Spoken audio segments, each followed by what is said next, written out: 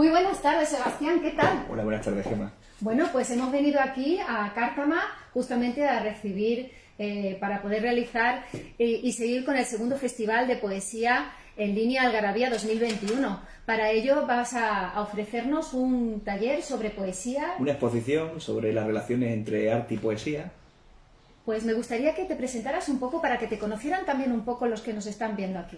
Bueno, mi nombre es Sebastián Gámez Millán, soy doctor en filosofía, ejerzo como profesor de filosofía precisamente en este centro donde yo estudié, lo cual es un placer y un orgullo. Soy autor de una serie de libros como 100 filósofos y pensadores españoles y latinoamericanos, que salió en 2016. En 2018 apareció Conocerte a través del arte, que es el libro del que voy a hablar ahora. Y en 2020 apareció Meditaciones de Ronda, que es un poemario que está aquí, del que leeré luego un poema por la relación del tema que vamos a tratar. Para mí es un placer y os agradezco a los organizadores del Festival de Poesía y en particular a ti, Gemma, que me hayáis invitado para estar aquí con ustedes. Y también quiero agradecerle al director del centro que nos ha facilitado este espacio y al director de la biblioteca, Juanjo Romera. Pues sin robar más tiempo, te doy paso, ¿de acuerdo, Sebastián? Muchas gracias, Gemma. Un honor. Gracias. Pues bien, el tema de mi tesis doctoral, cuyo título es la función del arte de la palabra en la interpretación y transformación del sujeto, me llevó un poco a pensar cómo nosotros nos podemos comprender, interpretar y comunicar a través de los lenguajes de las artes, porque para comprendernos necesitamos el lenguaje. Entonces, en este libro, que apareció, como digo, en 2018, magníficamente editado por Ilus Book, una editorial de Madrid, traté de reivindicar, como su propio título sugiere, que nos podemos conocer a través del arte, en contra de la tradición filosófica que, salvo contadas excepciones como Aristóteles en la Poética, donde lo sugiere, y en mayor medida Hegel y en el siglo XX Heidegger, defienden la relación del arte con la verdad. Esto en filosofía era algo raro. Yo voy a intentar ahora conectar el arte con la poesía. En el fondo la poesía, la poiesis, la creación para los griegos, es en el fondo un arte. La distinción de Lessing, un filósofo ilustrado alemán, es que la poesía sería, al igual que la música, un arte del tiempo, mientras que la pintura, la escultura o la arquitectura serían artes del espacio. Como digo, hay un capítulo en este libro dedicado a Miguel Ángel y la escultura, donde trato de exponer cómo a través de la obra se produce un proceso de descubrimiento o desvelamiento de lo que uno es. En principio, nosotros tenemos vivencias sobre el mundo, pero hasta que no encontramos el orden preciso y las palabras justas, no podemos desvelar la experiencia que hemos tenido. Padecemos la experiencia amorosa o de enamoramiento, padecemos o tenemos el placer de viajar, pero no sabemos lo que nos ha sucedido hasta que no encontramos, repito, las palabras justas en el orden preciso a través del cual se nos puede desvelar lo que hemos vivido. Bueno, pues del mismo modo, Miguel Ángel, en Los esclavos, que se encuentran en la Academia de Florencia, como cuento en el capítulo en el capítulo 11 de este libro, en principio Miguel Ángel tiene una concepción platónica de la creación. Pensaba que, como dice en un soneto, y esto es interesante porque a lo largo de la historia ha habido muchos artistas que al mismo tiempo han sido poetas y poetas que han sido artistas. Pues Miguel Ángel, además de... él se concebía a sí mismo sobre todo como escultor, pero también era pintor, como todos sabemos, también era arquitecto y también era poeta. Podríamos mencionar muchos más artistas o poetas que han sido artistas y artistas que han sido poetas, ¿no? William Blake sería otro caso paradigmático. Hubiera pasado la historia tanto como un gran poeta romántico, como al mismo tiempo un gran pintor, un visionario, ¿no? Místico. Y podríamos mencionar, pues, hasta nuestros días, Rafael Alberti y muchos otros. A lo que iba, hay un soneto de Miguel Ángel donde él describe su concepción de cómo es la creación. Luego voy a establecer un paralelismo con la creación poética. Él tiene una concepción platónica porque piensa que, platónica e idealista de la creación. Él piensa que nosotros, en la mente, en el alma, tenemos la idea que queremos materializar. Luego hace falta tener la habilidad técnica para con las manos y las herramientas que necesitamos. Pero a medida que va trabajándolo, se va moldeando, modelando, hasta que encuentra una forma por la cual, a partir de la cual nosotros podemos en un momento dado descubrirnos y reconocernos, ¿no? Eso es lo que sucede, que se encuentran como incrustados en la materia amorfa los prisioneros y están como saliendo de la materia, que es amorfa. Pues del mismo modo, un poeta no sabe lo que él ha sentido, le puede sobrevenir un verso, ese verso que decía Paul Valéry que caía del cielo, y mediante el acto de creación de la escritura va intentando indagar, tantear, buscar ese orden preciso con las palabras justas para intentar desvelar aquello que trata de mostrarnos. El poeta puede desconocerlo, de hecho yo creo que muchos de ellos, si no la mayoría, lo desconocen de entrada, porque teniendo en cuenta este proceso de creación de Miguel Ángel que antes describíamos, yo lo critico que no solo tenemos ese método de creación, sino que al mismo tiempo tenemos uno que cuenta muy bien, un gran poeta y pensador de las artes del siglo XX, que es Paul Valéry, matemático además. Paul Valéry, en un diálogo platónico en la forma, antiplatónico en el contenido, Eupalinos o el arquitecto, habla de que en el proceso de construcción es como conocemos. Entonces, cualquier poeta, cualquier artista puede intentar atrapar la idea que tiene en mente, que nunca llega a materializarla o casi nunca tal como la soñó o la concibió. Pero en el proceso de creación le van surgiendo posibilidades, encuentros inesperados, que pueden enriquecer la obra. Entonces, yo creo que eso es común tanto en la poesía como en las artes. Este proceso de creación que no es complementario del anterior, que podríamos llamar platónico, en el sentido de que tenemos una idea y tratamos de alcanzarla o de buscarla, y mediante la habilidad técnica, en el caso de Miguel Ángel un prodigio, pues tratar de encontrar esa forma a través de la cual nos podemos reconocer o descubrir o desvelar. Bien, podríamos pensar, y con ello quiero quitar un prejuicio, de que existen manifestaciones o modalidades de arte unas superiores a otras.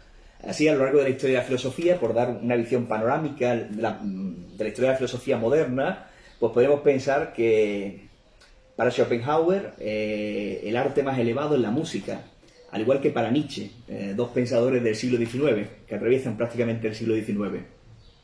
Desde luego la música es un universal antropológico, es decir, no hay ninguna manifestación cultural en la que no se encuentre, no hay ninguna cultura donde no haya manifestaciones donde no haya manifestaciones musicales, ¿vale? En ese sentido es algo universal. Pero prácticamente las demás modalidades artísticas también son universales. Por lo tanto, podríamos decir que pertenecen a la condición humana. Otros filósofos como Hegel o Heidegger pensaban que la poesía es el arte más elevado.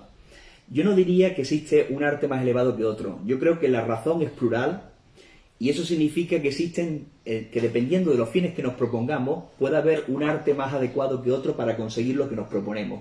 Pues seguramente la música es capaz de atraparnos inmediatamente como a lo mejor no puede la poesía. En cambio, si tratamos de comunicar de manera precisa algo, seguramente la música, que muchas veces es asemántica porque carece de letra, o por lo menos la llamada música clásica, no puede comunicar o puede apuntarnos hacia la infinitud, pero a lo mejor no puede comunicar algo de manera precisa que yo pueda comunicar a otros seres humanos como lo puede hacer la poesía. Podríamos hablar en este caso también de la pintura o de cualquier. Entonces, del mismo modo que un escritor elige un género porque piensa que es el más adecuado para transmitir lo que quiere transmitir, podríamos hablar de que no existen, yo preferiría concebirlo de esta manera, un arte superior a otro, sino que dependiendo de los fines que nos propongamos, será más adecuado utilizar una modalidad artística u otra, porque cada modalidad artística posee un lenguaje particular que tiene un acceso a la realidad que es intraducible. La poesía, de acuerdo con el dicho de Croce, traductores traidores, quien traduce traiciona, porque hay matices que no se pueden trasladar, o hay una cadencia o una música verbal que no se puede trasladar de una lengua a otra. Bueno, del mismo modo podríamos hablar, no se puede traducir la escultura, o la pintura, o el cine, o aún más difícil, la música, ¿no? Le preguntaban a Schumann que qué significaba una pieza musical que estaba tocando al piano, y entonces le dijo que significaba literalmente y volvió a tocar la pieza musical. No se puede traducir, salvo que queramos traicionarlo en sentido riguroso. Lo que hacemos como experiencia ordinaria es el lenguaje verbal, también corporal, es el lenguaje, digamos, más corriente y cotidiano con el que los humanos traducimos o tratamos de traducir casi toda nuestra experiencia. Muchas veces de forma balbuceante, porque no logramos expresarla tal como desearíamos, ¿no? Las palabras, por un lado, el lenguaje verbal, por un lado, es la condición de posibilidad de expresarnos, pero por otro lado, reducen y igualan lo que no es igual, porque lo que yo siento respecto al amor quizás no sea lo que siente Gemma respecto al amor, pero para comunicarnos tenemos que utilizar la palabra amor, ¿vale? Como muchas veces sentimos insatisfacción porque las palabras no logran expresar nuestro mundo interior, lo que hacemos es buscar metáforas o imágenes que logren captar de una forma inédita, alejada de las palabras de la tribu, eso que nosotros sentimos. Y de esa manera regeneramos la lengua y podemos comprendernos, interpretarnos y comunicarnos de otro modo, ¿no? Bien. Bueno, pues definir la poesía es prácticamente imposible, o podríamos dar muchas definiciones, pero ninguna la agotaría, porque lo que tiene historia no tiene definición, y la poesía tiene una historia, ¿no? Que todavía, y mientras los seres humanos existan, seguramente perdurará. Hay definiciones, pues aquí tengo una de Juan Ramón Jiménez, que dice: poesía es todo lo bello que no se puede explicar y que no necesita explicación. Tengo aquí otra de Federico García Lorca, dice: todas las cosas tienen su misterio y la poesía es el misterio de todas las cosas. Todas estas definiciones podrían ser, o pueden ser muy brillantes, y pueden iluminar aspectos, pero digo, no va a agotar nunca lo que es la poesía. Me interesa... bueno, vamos a ir por... La poesía y el arte, volviendo a la imagen antes de Miguel Ángel, esculpiendo, vamos a decir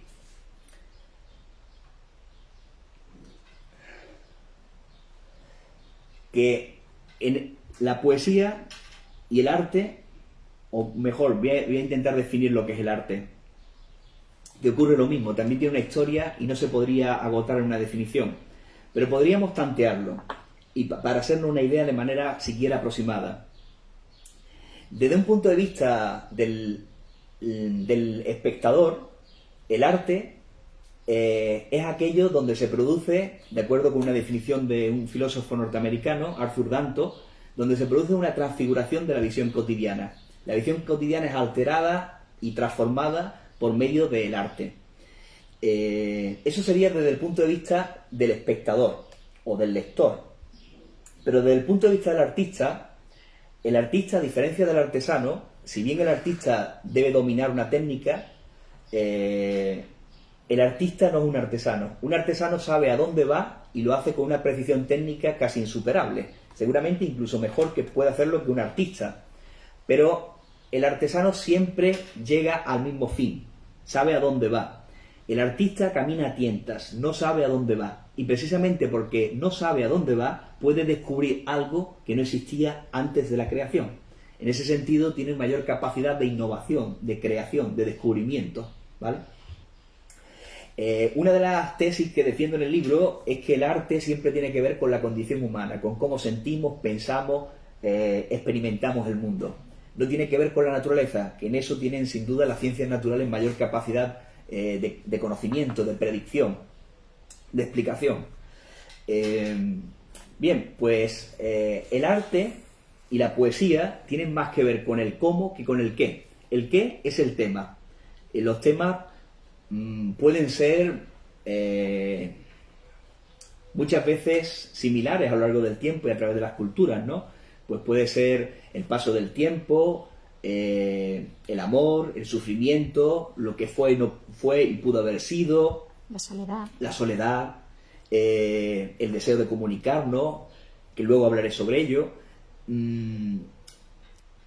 Pero lo que distingue al arte y a la poesía es cómo se hace. Ese cómo se hace, antes he dicho que el artesano sabe llegar muy bien a donde quiere ir, el artista no. Por eso puede descubrir algo que no existía, crear mundos que no existían hasta aparecer esos autores en el mundo. En los años 50-60 hubo un debate muy interesante, de los debates filosóficos más interesantes de la poesía hispánica o hispanoamericana a lo largo del siglo XX, que fue el debate entre Vicente Aleixandre por un lado y Carlo Bausoño, dos grandes poetas, Aleixandre premio Nobel y Bausoño el mejor conocedor de Aleixandre y un gran poeta además de crítico, que defendían que la poesía es comunicación. Mientras que por otro lado, Valente, muy cercano a María Zambrano, y también de otro modo Carlos Barral, Jaime Gil de Viedma y de manera más precisa Claudio Rodríguez, todos estos defendieron que la poesía es conocimiento. Creo que el que mejor lo articuló fue Valente y el que más insistió sobre ello, siguiendo algunas intuiciones de la razón poética de María Zambrano. Y precisamente lo que he intentado explicar al comienzo tiene que ver con la poesía como forma de conocimiento de uno mismo y por analogía de los otros, porque en tanto que humanos tenemos mucho más en común de lo que a menudo expresamos, a pesar de nuestras irreductibles diferencias por la subjetividad y por las culturas. Entonces, si pudiéramos, digamos, extraer una conclusión de ese debate que se ha prolongado hasta los años 80-90 y que tenía antecedentes en Heidegger, un filósofo alemán, que leyeron algunos de estos pensadores, incluido Octavio Paz, en El arco y la lira, que es uno de los libros de crítica poética más importantes de la cultura hispanoamericana del siglo XX.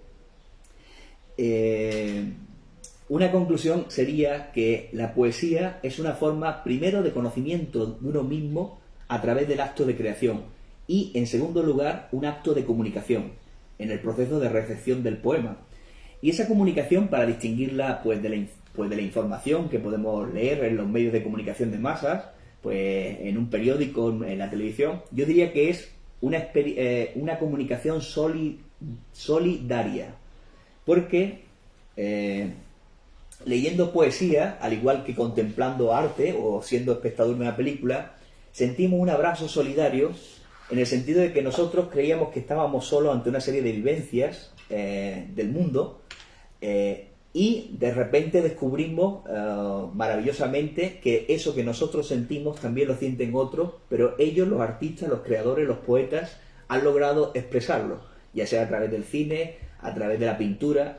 Y entonces ahí se produce un encuentro que yo lo llamo un abrazo solitario y solidario, haciendo un juego de palabras, porque es en la soledad como realmente cala la poesía y el arte, o como cala más profundamente, y nos abraza solidariamente porque comprobamos que no estamos solos en el mundo, que hay otros seres que sienten o piensan o experimentan lo mismo que nosotros. En el fondo, esto nos lleva a algo muy interesante y muy necesario en nuestros días, que es el cosmopolitismo, ¿no? Sentirnos ciudadanos del mundo. Nada humano me es ajeno, decía aquel, ¿no? Pues eso es lo que experimentamos a menudo a través del arte y de la poesía. Hay una participación que dice Julián Bernardino Calderón a propósito de lo que dijiste de Miguel Ángel, ¿no? En el libro, dice que Miguel Ángel creo que decía que él no esculpía, sino que liberaba lo que estaba encerrado en la piedra. ¿La poesía podría ser similar respecto al sentimiento, la belleza? Sí, es una buena metáfora. Recuerdo que Miguel Ángel sostenía esto. Está bien, y creo que sí, que es una forma de liberarse. Un poeta, Baudelaire, decía, ¿no?, que sentía la necesidad de escribir como el pan nuestro de cada día. Si un creador, si no crea, es como si dejara de ser. Le va mal la vida en ello se volvería loco o tendría una angustia que le impediría vivir. Entonces, en ese sentido, es una liberación. Una liberación que nos lleva a ser lo que somos, porque utilizando una metáfora también del Renacimiento, de Pico de la Mirandola, esculpiendo, ya sea o creando, nos vamos esculpiendo a nosotros mismos. El hacer es un modo de hacernos a nosotros mismos, ¿no? Y entonces, en ese sentido, forjamos nuestra identidad, ¿no? O la identidad a través de la cual los otros pueden reconocernos o vernos, aunque no se corresponda siempre con el yo social, que es el que responde a las convenciones que establecemos, ¿no? Puede, curiosamente, ser más íntimo el que aparece en la poesía, aunque a lo mejor no se corresponda con el yo social, puede sin embargo ser más íntimo que el que aparece ante los demás, porque jugamos con símbolos y esos símbolos por un lado nos permiten desvelarnos, pero por otro lado nos vela, nos oculta, y entonces podemos jugar con ello.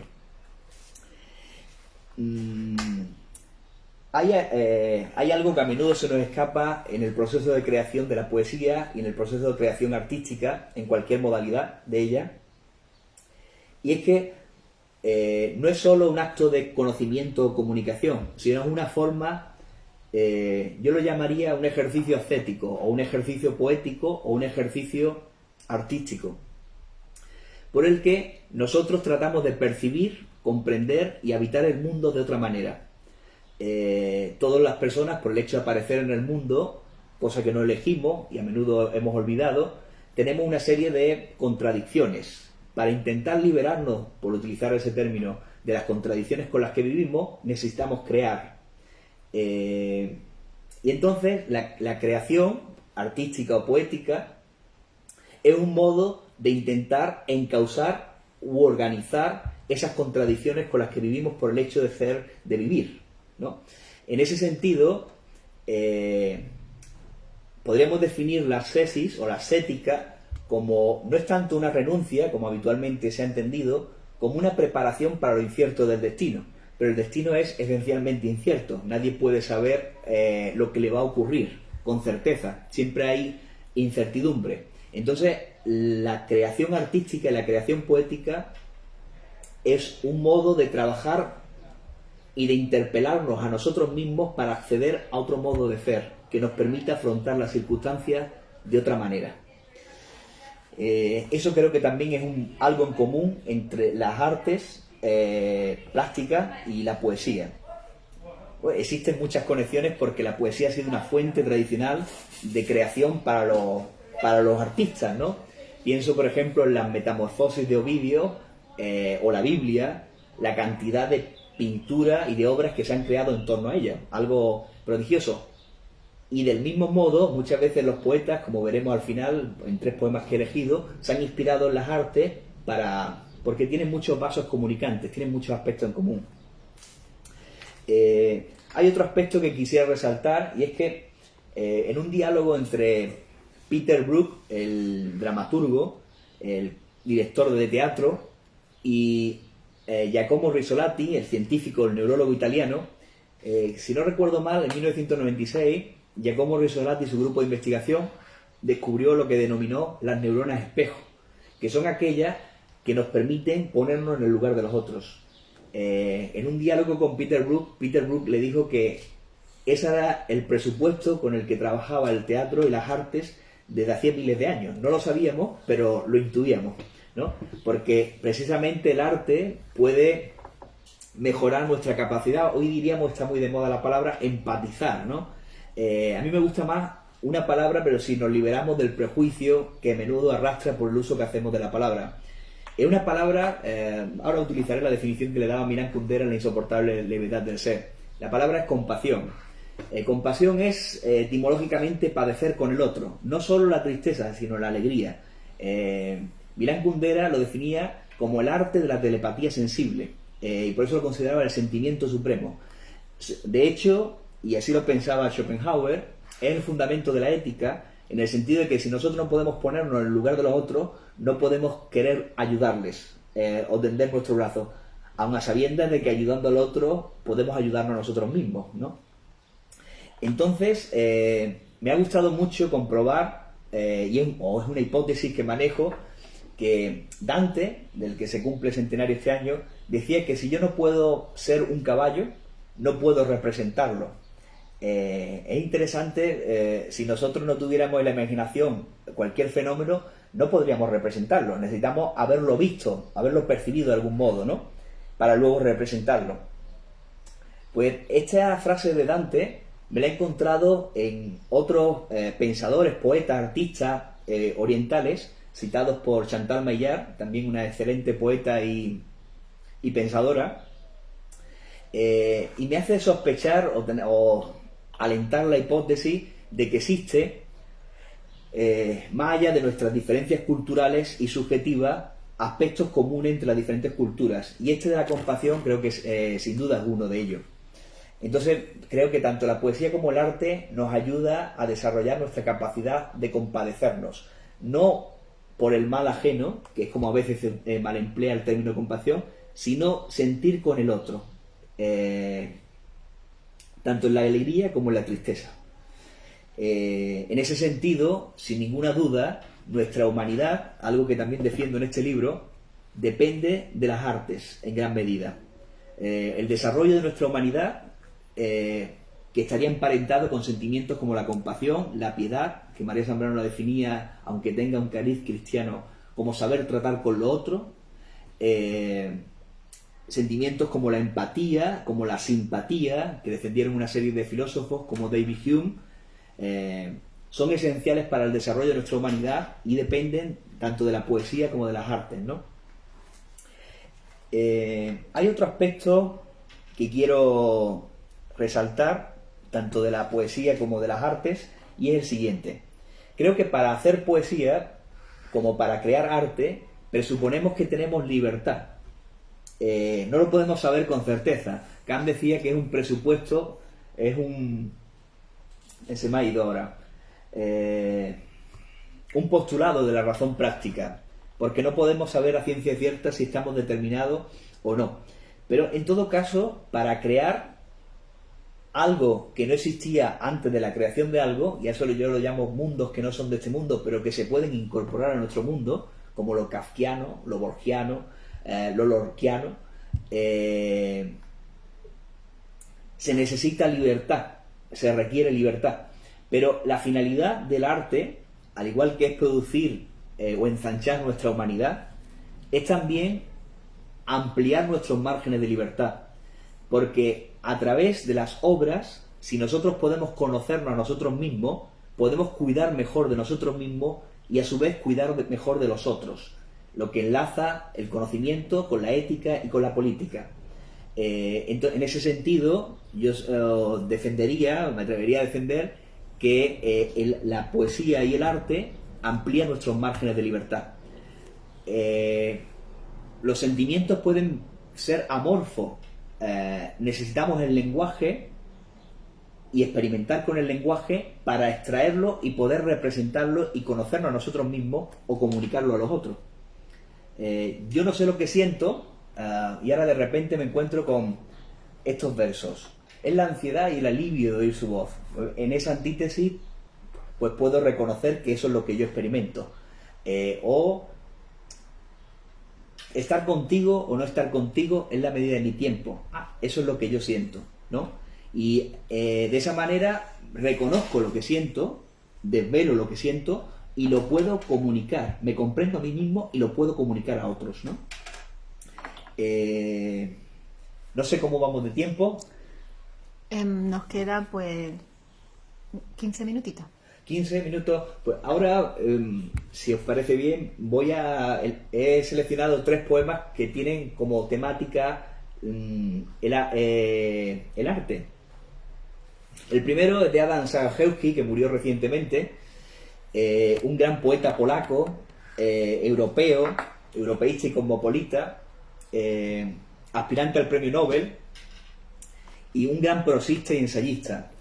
En su libro Asimetría hay un poema que se titula Sabemos qué es el arte. Lo voy a leer.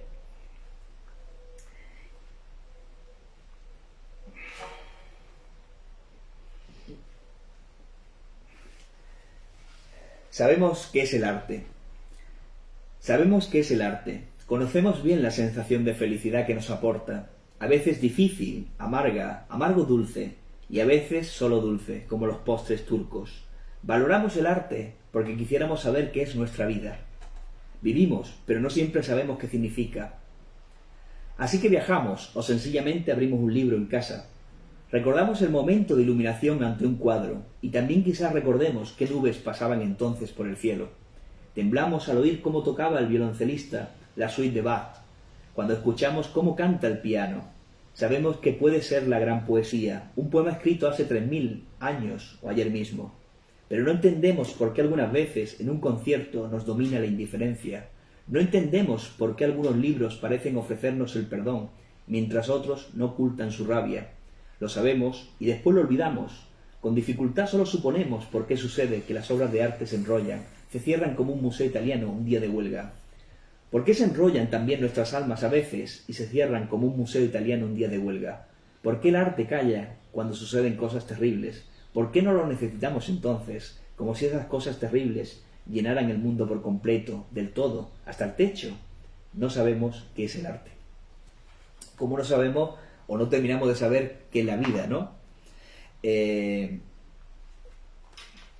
Necesitamos el arte, necesitamos la poesía, porque utilizando una metáfora semilexicalizada, es el espejo que nos devuelve nuestra imagen y en el que nos reconocemos.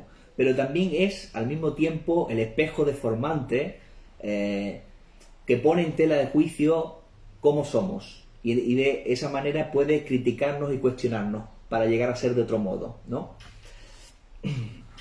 El segundo poema que he escogido es de mi libro Meditaciones de Ronda, y es un poema dedicado a la música.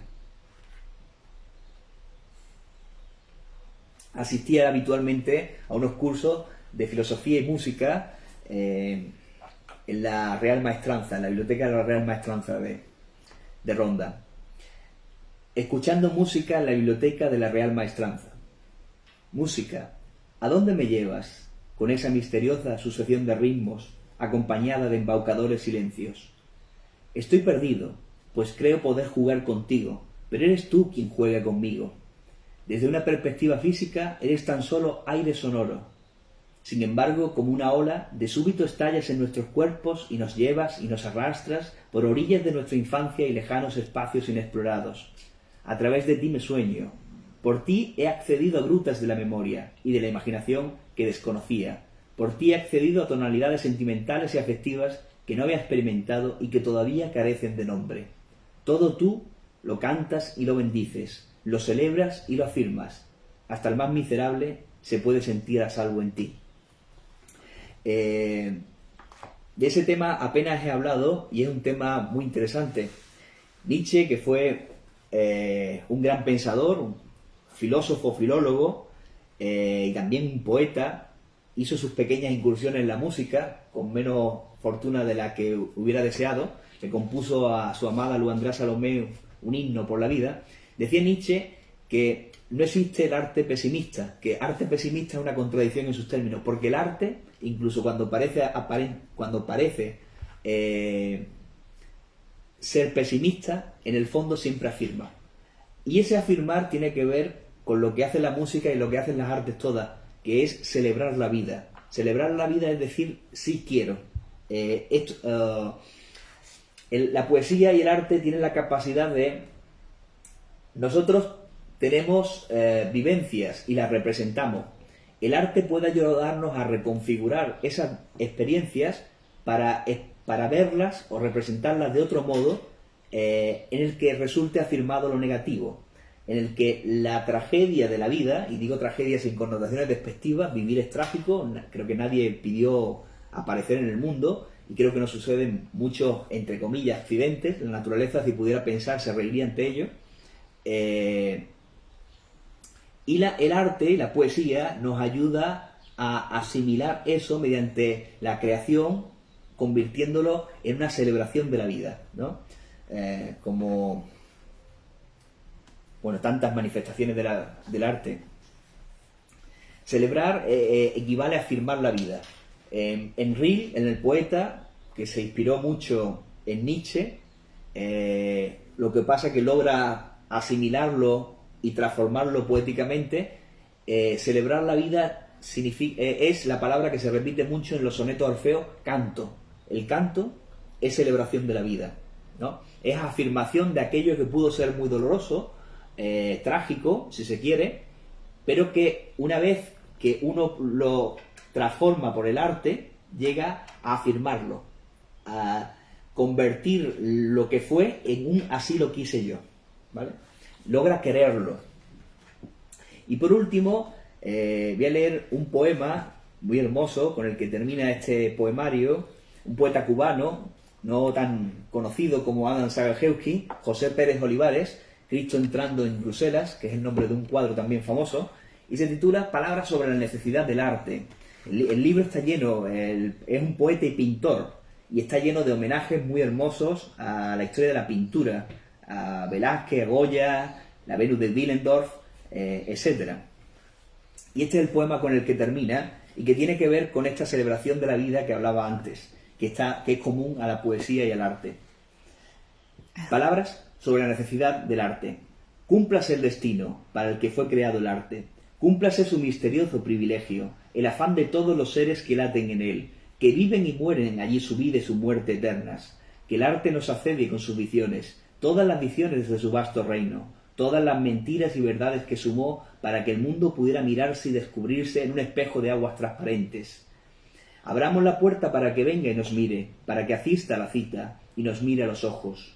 Digámosle suavemente alguna frase, musitemos la oración del inconforme, que nos descubra, ahora y siempre, dispuestos a confesarle nuestra culpa. Cúmplase la función del arte, esa función que tenía cuando éramos inocentes. Volvamos atrás en el tiempo y roguemos que nos sobreviva, y que la muerte nos descubra lúcidos, con las manos limpias de rencor, con el pecho lleno de suaves añoranzas, y frente al miedo ejerzamos la serenidad del arte, ejerzamos su fuerza, porque él hace fuerte a los que aman, a los que buscan algo que otros no pueden nombrar. Frente a la demencia acudamos al arte. Eso nos dará ánimo, nos dará coraje para seguir existiendo. Solo así hallaremos la fuente que el arte buscó y encontró en cada hombre. Solo así seguiremos siendo lo que fuimos y lo que somos. No dejemos de tocar a su puerta, no perezcamos, como perecen en la noche las aves que perdieron el camino del retorno. En el arte hay sitio para todos. Es una casa con las ventanas abiertas, un gran prado, donde tenderse a contemplar las nubes. El arte nos ampara y nos cubre como si fuera una madre sublime y amorosa que palpa nuestro rostro y a veces nos regaña. En el arte están todos los caminos, todos los sortilegios, todos los encuentros y desencuentros. Al tonto que mira sin ver, déjalo que pase y se aleje con el sopor de un fruto podrido. En cambio, abrid las puertas a las bailarinas de Degas. Vengan los bufones, los monstruosos enanos de Velázquez, dancen todos a nuestro alrededor, y hay un espacio para las sonoras criaturas de Rubens, y está presente el bosco con sus fastuosos engendros. El arte nos sueña tal como somos, nos libra de oscuras representaciones dándonos un rostro y llenando nuestros puños de semillas. Hágase la voluntad del arte, que arda eternamente su llama. ¡Qué maravilla! Es muy, muy hermoso el poema. Hay un aspecto que en cierto modo he tratado de abordar y que lo expresa muy bien aquí. Dice, en el arte hay sitio para todos.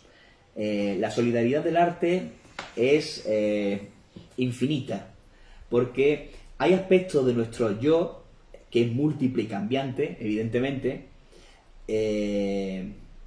Digo nuestro yo, que pueden ser rechazados socialmente, pueden no ser aceptados por nuestra familia, por nuestra pareja, por nuestros amigos, o por quien quiera que sea. Y el arte, sin embargo, y la poesía, acoge a esos yo marginados, abortados socialmente. Y en ese sentido, la solidaridad del arte es, insuperable, ¿no? Realmente sí. Mira, por aquí han puesto también más comentarios ya para terminar, ¿no? Sí. Dice, me encanta Julián Carlos Bernardino dice, me encanta el concepto de compasión que ha explicado usted. Este sentido me gusta porque no disminuye al otro, sino que comparte con él, tanto lo bueno como lo malo. Podemos compartir con mucha compasión. Sí, sí, Esto también es arte. Gracias. Luego José Manuel Ortiz dice... a él, ¿no? Es muy agudo, la verdad es que sí, muy buen comentario. José Manuel Ortiz Villegas dice, no sé cómo te llamas, pero lo que dices es muy interesante. Gracias, quizás para concluir, Di tu nombre, que te puedan conocer y dónde te pueden encontrar, porque yo creo que la gente deseará ponerse en contacto contigo por todo lo que comentas. No tengo redes sociales, pero se pueden poner en contacto conmigo si quieren en el siguiente correo electrónico, en la siguiente dirección de correo electrónico: Sebastián, todo minúscula, sin tilde, gamezmillán@gmail.com. Escribo una serie de revistas que no mencioné antes, como Descubrir el Arte, como Claves de Razón Práctica, Cuaderno Hispanoamericano, Homo Sapiens o Café Montaigne.